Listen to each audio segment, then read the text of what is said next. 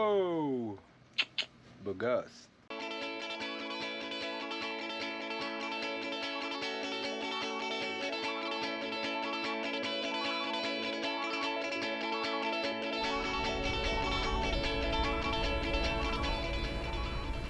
À peine à terre déjà au boulot.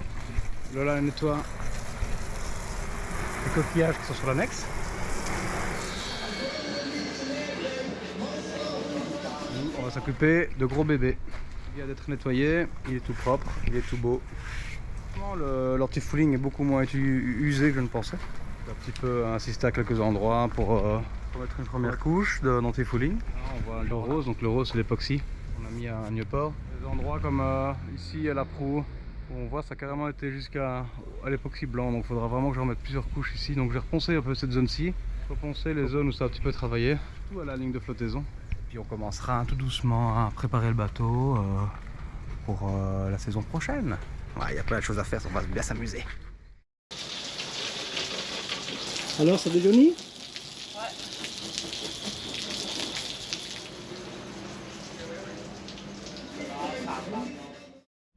Coucou Sarah! Coucou. Elle est toujours en vie. Putain, mais bravo quoi. Encore une fois. La Transat retour seule! Bravo! On a loué une voiture pour aller se promener un petit peu, sortir de notre léthargie, notre routine du chantier et se changer un peu les idées avant que le vole vers la Martinique. On se casse.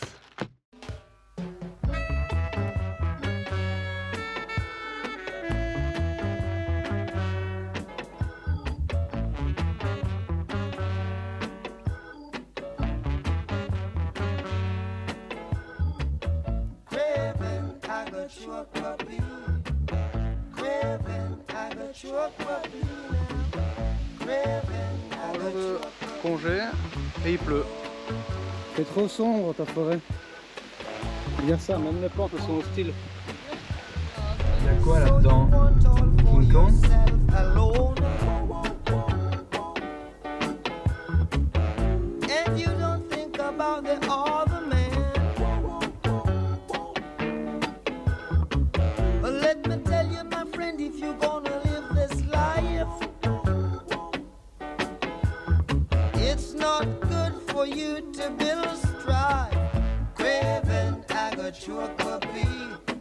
C'est très agréable cette petite balade sous la drache, mais en train de se faire violer par les moustiques là.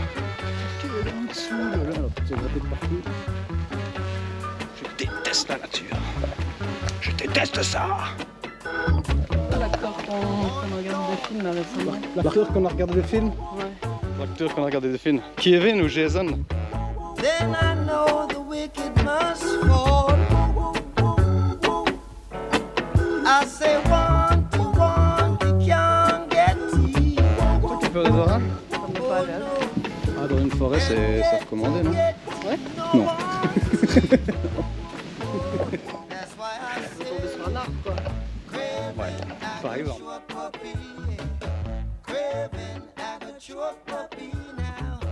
Craving, I got you a puppy. Oh, hey, you dig it? Oh, yeah.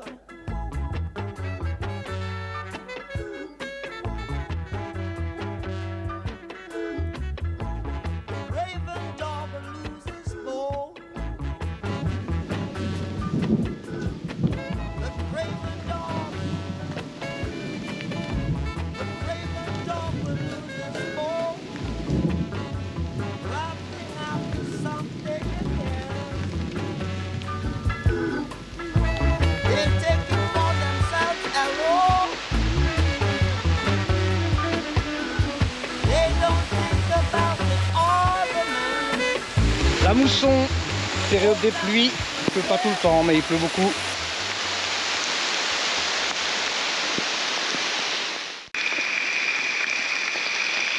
Ça c'est Jumanji ici hein. En 5 minutes il y a un mec blanc avec une moustache qui va commencer à nous shooter avec un... Nous on est juste voir les singes au départ.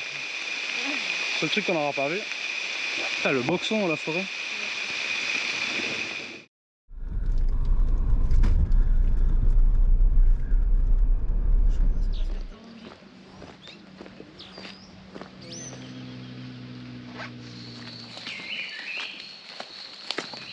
Succès lady. Putain, je déteste la nature. Et après 1 kilomètre de marche sous la pluie, à travers les orages, dans la savane, hostile, au milieu des moustiques, on arrive enfin à ces chutes d'eau tant attendues. Voilà, c'est ça. Voilà.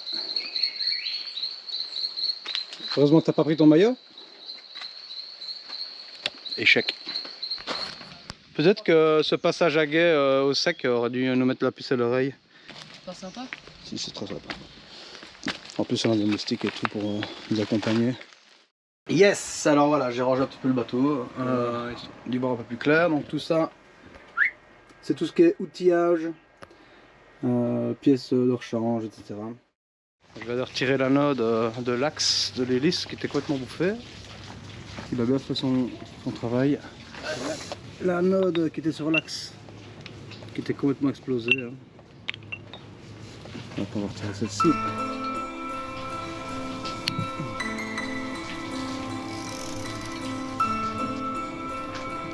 Hop là.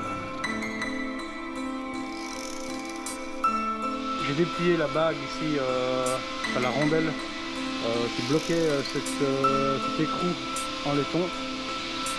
Donc on a réussi à retirer l'hélice avec l'extracteur de pression qui est là. Hop là. On va pouvoir la brosser, la cajoler.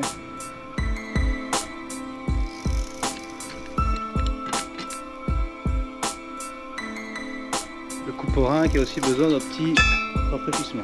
On va pas censé bouger comme ça. Hein. L'axe d'hélice, à mon avis, c'est pour ça que le moteur fait un peu de bruit. Il fait du jeu, mais pas, à mon avis, pas longtemps.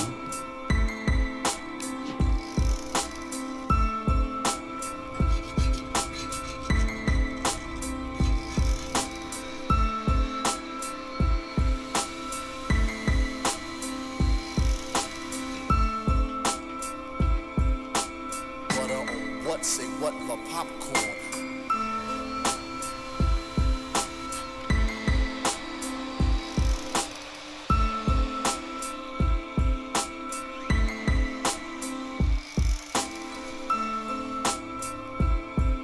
Alors, le voici dans la cabine bord, la cabine arrière tribord. On va désaccoupler l'arbre d'hélice.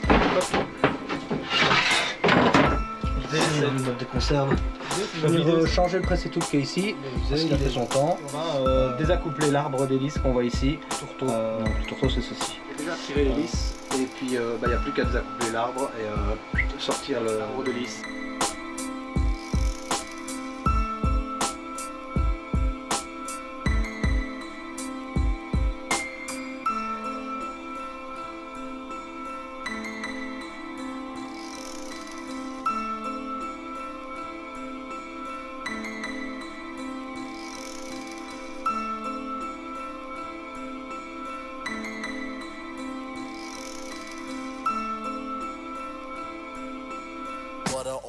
Say what the popcorn. Plus que ces deux vis là, enfin ces deux boulons là, et celui-là, qui sont encore fort serrés, que j'arrive pas à défaire. Donc tout le reste est défait. Le tourteau est défait, ces deux vis là sont défaites, le pointeau est défait. Donc ça fait quand même 3 jours que j'essaie de démonter le safran et l'arbre d'hélice. Hein. Bon après j'ai fait d'autres trucs en plus, on va dire 2 grosses après-midi. Parce que le safran c'était super difficile d'accès. L'arbre d'hélice c'est ces deux vis qui m'embêtent là. Dans l'idéal, j'aurais une grande clé Allen qui viendrait d'été, ça aurait été top, mais nickel gros. Une rotation comme ça, c'est pas facile. J'ai un marteau quand même. Le truc c'est que j'ai pas de dégagement pour frapper avec le marteau. Déjà c'est la main avant de taper comme un bourrin. Oh fils de pute! Pourquoi ils ont serré ça comme des cons?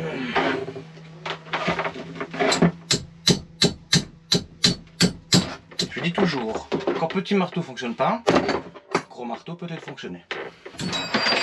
Chance.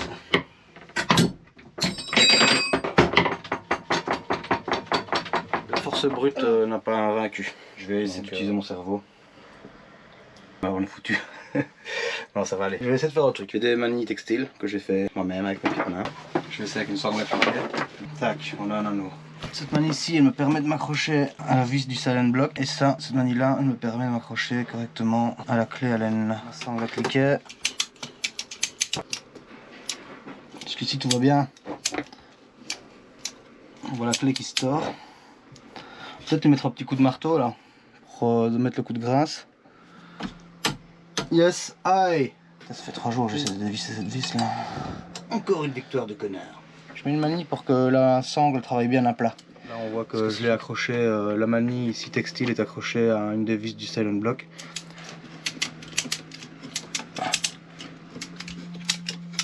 Tac, on l'a entendu.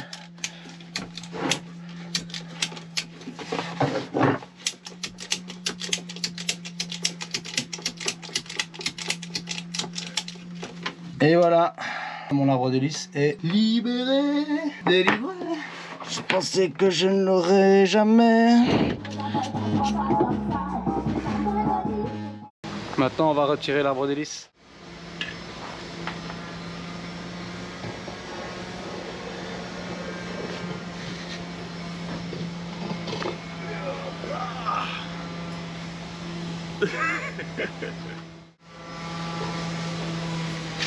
La bague hydrolube que je vais changer. It's done. It's done. Yeah. Yeah. Was inside and I think what. Yeah, for sure.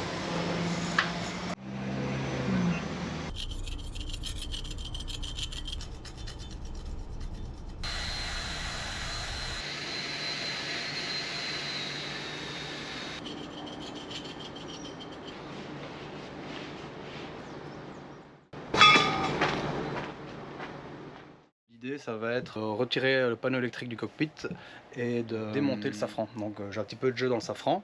C'est pas trop grave, hein, c'est un truc normal, ça fait longtemps qu'il n'a pas été changé à mon avis. Enfin, y a une usure hein, dans les bagues et roulements. Donc c'est le moment d'aller voir un petit peu comment ça se passe. J'ai un petit peu de jeu, donc ici j'ai un petit peu de jeu dans mon safran. Bah, je vais le démonter, je vais voir si les bagues sont usées. Hop. Là ici c'est le trou pour pouvoir mettre à la barre de secours en cas de souci. Le jour où il n'y a plus de pilote automatique, en tout cas plus de barre, on peut avoir accès à la mèche de safran ici. Le but ça va être d'aller désolidariser le pilote automatique de cette roue là qui transmet via les drosses de barre les forces au safran pour le faire tourner à gauche ou à droite. Donc là ici par exemple je vais faire tourner le safran. Hop. Et on va arriver. Hop. Là on est embuté et je vais embuter dans l'autre sens. Hop voilà, là on est embuté. Après je pourrais appeler quelqu'un pour m'aider pour soutenir le safran pendant que je le désolidarise. Bon bah comme d'hab, j'ai mis du temps à me mettre au boulot et maintenant que je m'y mets, il pleut. En plus aujourd'hui là, j'ai eu plein de choses à faire mais il est quand même presque 15 h. Maintenant il pleut. Il y a des bagues ici déjà qui sont visibles. Le petit souci c'est que pendant la navigation pour fuir l'ouragan Beryl là, je me suis rendu compte qu'il y avait un petit peu de jeu dans le safran. Donc j'entendais un petit bruit et j'avais justement un petit accès pour aller voir cette mèche de safran. Effectivement ça bougeait un petit peu. C'est pas trop grave mais j'aimerais bien régler le problème avant de reprendre la mer. Le truc c'est que j'ai l'impression qu'il y a plus de jeu en haut qu'en bas sur la fixation supérieure du safran.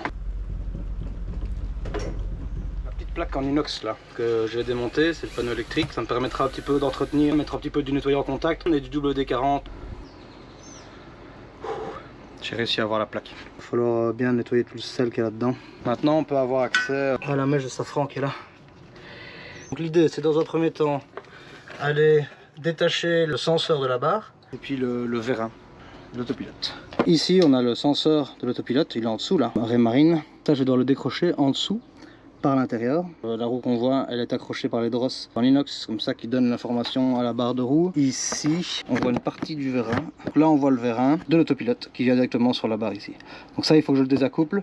Il faut que je désaccouple le senseur en dessous. Et puis après, je désaccouple le l'anneau ici qui encercle le safran.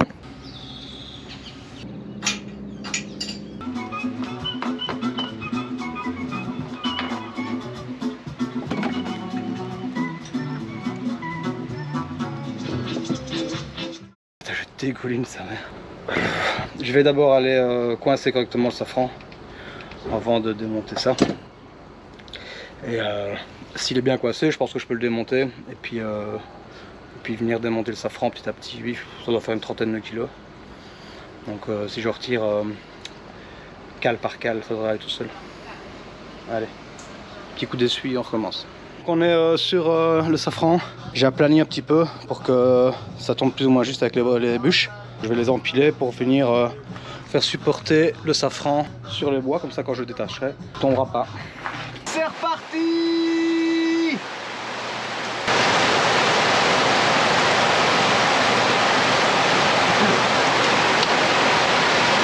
Après ça va faire du bien, ça va rafraîchir un peu l'air parce que là dans le bateau il fait 34 degrés.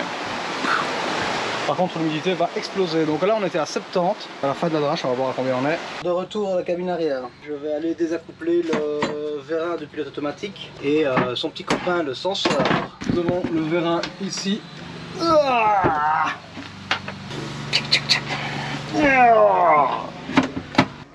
lumière.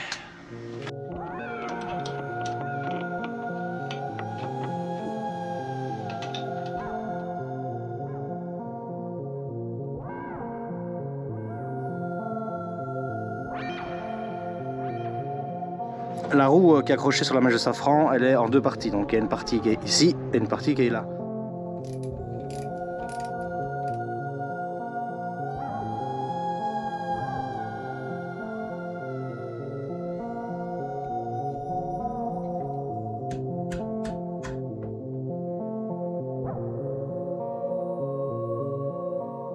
Christian est à l'intérieur, il va m'aider à détacher le boulon qui gêne la descente du safran. Je vais secouer un petit peu le safran et lui il va pouvoir détacher ce boulon là. If there is a problem, and 5 times when you don't. Petit code frappé sur la coque. C'est parti, je vais essayer de descendre ce truc.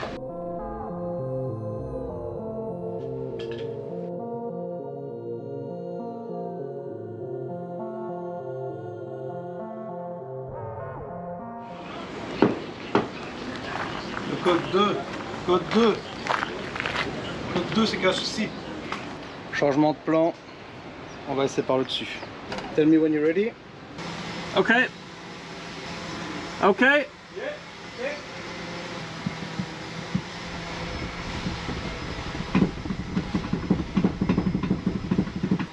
Is that moving a bit? I don't know. Yeah, keep on moving.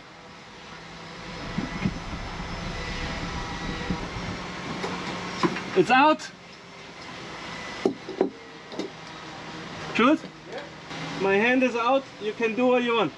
So what I need you to do is just to hold this aluminium wheel and I will take off the rudder. The wheel is moving. Okay. Keep going. This is heavy as fuck. It's okay. The wheel is free and it's holding by itself.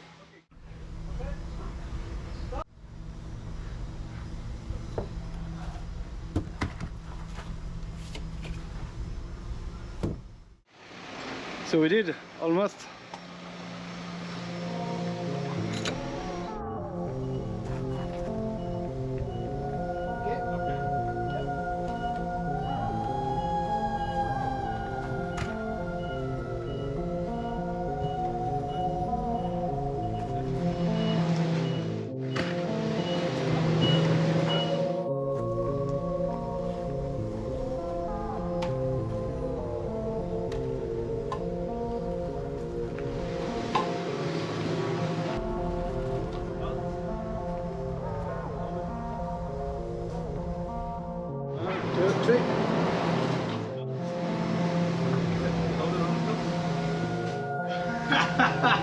Fuck you. Et comme rien n'est simple, il va falloir creuser un peu. Hein.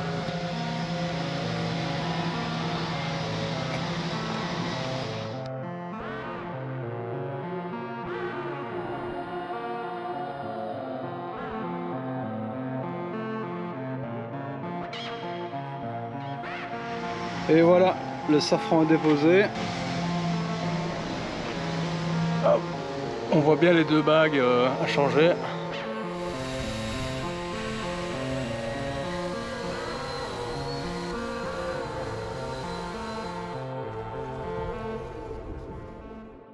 Le seul Trinidad, c'est savoir travailler le matin, ce qui n'est pas mon fort. Il y a un orage qui arrive, comme tous les jours à 11 h. Il faut que je remonte toutes les machines, il faut que je range.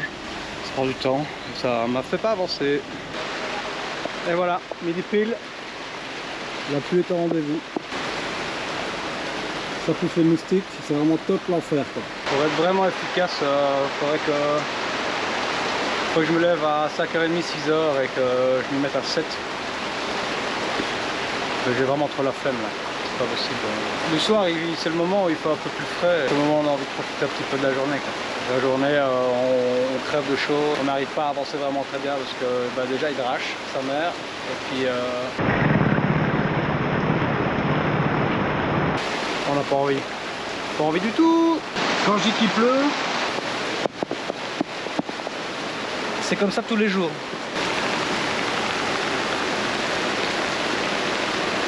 Il pleut tellement que ça rentre partout, toutes les fringues sont mouillées, j'arrive pas à le faire sécher, ça moisit partout.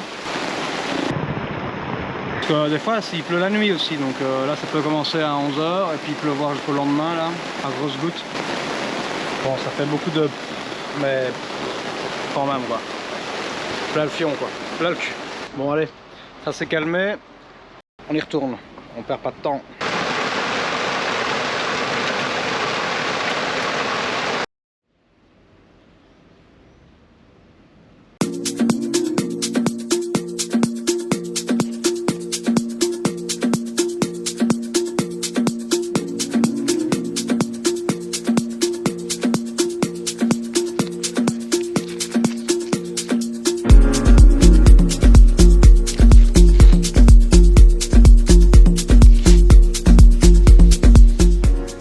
J'ai remis une bande bleue pour pouvoir poncer l'anti-fouling sans toucher le gel coat. Et ici j'ai remis des petites gouttières parce que vu qu'il pleut tout le temps, ça me permettra de garder la zone à poncer au sec. Voilà, il faut être malin, il faut être malin, il faut être malin, il faut être malin.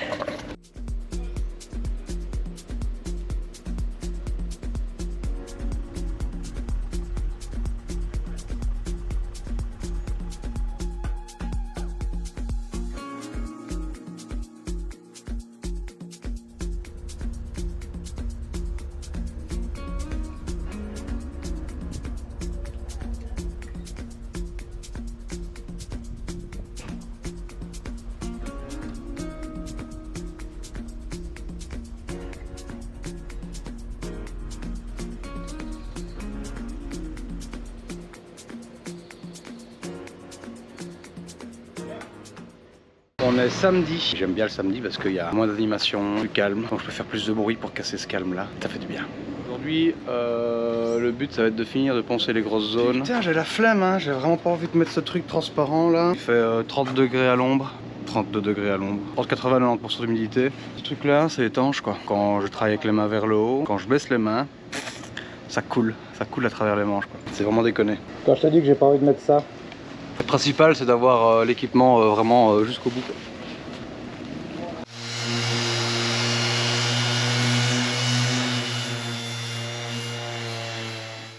Alors ce qui est foireux ici, c'est que les seuls papiers de la bonne taille pour mon orbital, c'est le papier sans trou, donc je peux même pas faire l'aspiration.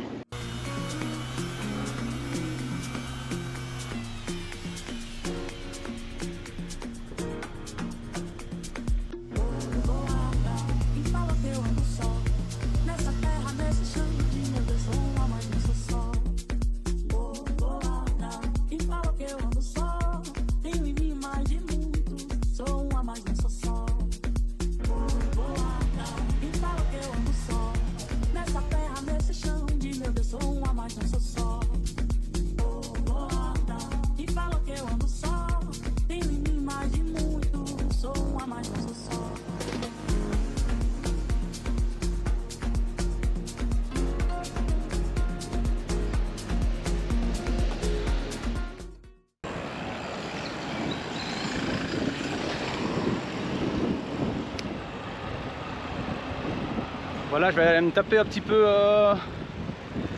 dans la climatisation de la douane et de l'immigration. Parce que là, Lola, elle est en Martinique pendant que je travaille sur le bateau. Et je vais aller la rejoindre pendant un mois, pendant le mois d'août. Et pour ça, pouvoir aller donc, de Trinidad à la Martinique, je dois demander l'autorisation. Le chantier où on est, c'est Powerboat. Je dois demander là-bas de nos papiers que je remplis. Une fois que j'ai rempli le papier, je le ramène au bureau de Powerboat, qui eux ont en 2 jours et 1 semaine pour m'écrire une lettre, qui m'écrivent une lettre type.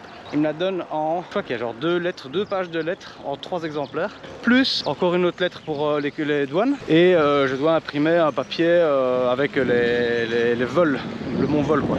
J'ai pas encore le ticket, je me suis pas encore enregistré, mais je dois avoir un papier qui prouve que j'ai bien un vol quoi. Aller et retour si possible, avec les dates etc. Une fois que c'est fait, une fois que j'ai ce papier là du bureau, je vais aux douanes, pardon d'abord à l'immigration où je leur donne tous mes papiers qu'ils gardent, je leur montre mon papier du vol machin, et là ils ont 2 jours pour signer la lettre, pour dire que j'ai le droit, ils me donnent l'autorisation de quitter le pays pour rentrer en Europe finalement, en France. Et puis après je vais aux douanes pour remplir un papier. Donc c'est chaque fois une file d'attente. Après voilà, c'est climatisé, donc c'est cool. Surtout qu'on est obligé d'avoir des longues manches et un pantalon et des chaussures fermées. Sinon normalement on ne peut pas rentrer. Bon ça c'est en théorie, mais tout le monde est quand même en short, en t-shirt. Vu que j'ai un petit problème avec l'autorité en général, j'ai respecté. Donc j'étais en pantalon et en chemise courte quand même. J'avais pas de longues manches. Mais... Et donc maintenant je vais retourner à Powerboat, ramener un des papiers qu'ils ont signé aux douanes, le ramener à Powerboat, et puis dans 2 jours je retourne aux douanes pour aller chercher mon papier. Et ça c'est juste pour sortir, hein. Pouvoir sortir à pied via avion. Après il y a l'arrivée en bateau qui est corsée, genre il y a une vingtaine, une trentaine de documents à remplir, puis on n'est pas encore parti quoi. Pour partir il faudra payer, ça vaut encore autre chose.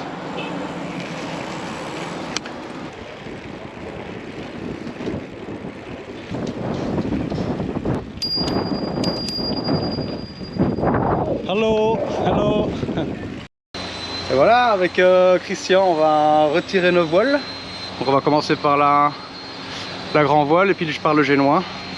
On va hiverner le bateau parce qu'il va rester 1 mois ici. Il faut que les voiles soient bien protégées. Ready? Yes, sure.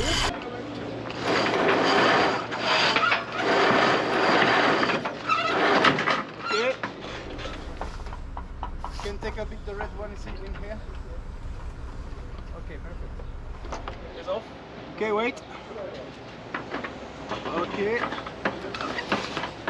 You can take a bit the red one is in here. Okay, perfect. Okay, let's go. Yeah, it's free. You can go more far. More faster.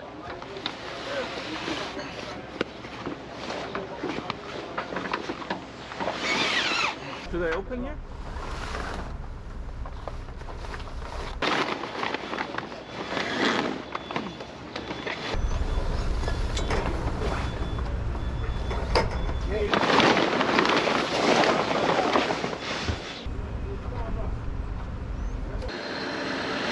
Okay, thank you.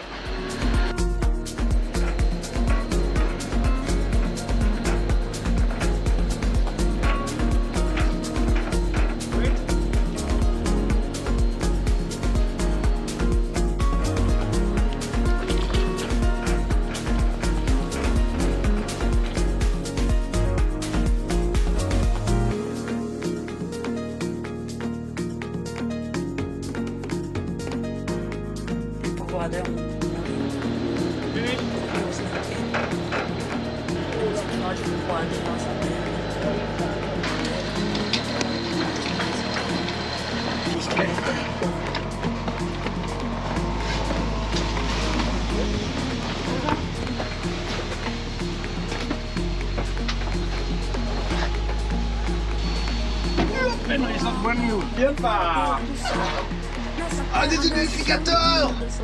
Thank you.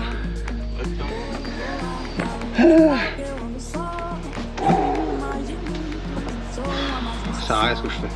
Ouvrir la fenêtre, ça sert à rien. Il n'y a pas de vent, il fait encore plus chaud dehors que dedans. C'était une demi-heure bien rentabilisée, ça c'est cool. Ça change un peu. Je transpire un tout petit peu par contre.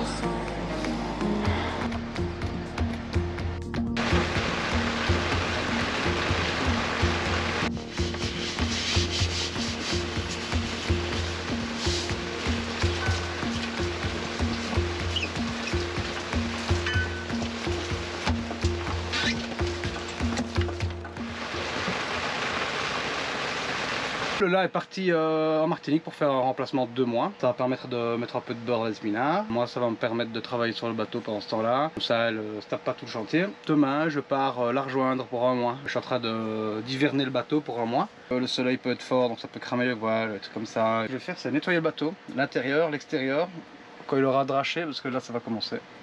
Pour l'intérieur, bah, j'ai beaucoup de boulot. Je sais pas si on voit le bordel. Le bordel, c'est le bordel. Du bordel par là.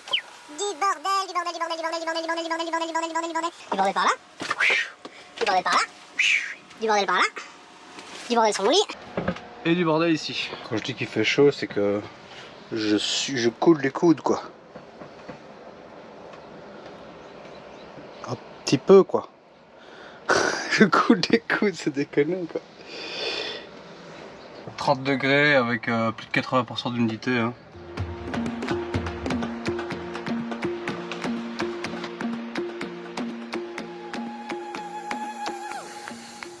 Le bateau est propre à l'extérieur. J'ai tout stocké à l'intérieur et j'ai mis un petit déshumidificateur. Il est 7h moins quart et il fait 29 degrés avec 88% d'humidité. Maintenant il est 22h33. Nous sommes toujours à 31 degrés, mais par contre nous avons 59% d'humidité. Ça fonctionne bien, autant dire qu'il fait sec à crever ici. Ça fait du bien, il y a des trucs qui sèchent et tout. Ah, trop bien. Ça c'est une bonne chose. Demain 5h du matin, debout, je prends l'avion pour Sainte-Lucie, puis je pionce sur place pendant une nuit et le lendemain matin je prends le ferry direction Fort-de-France. Je rejoins là en Martinique. Donc maintenant on est à la lumière.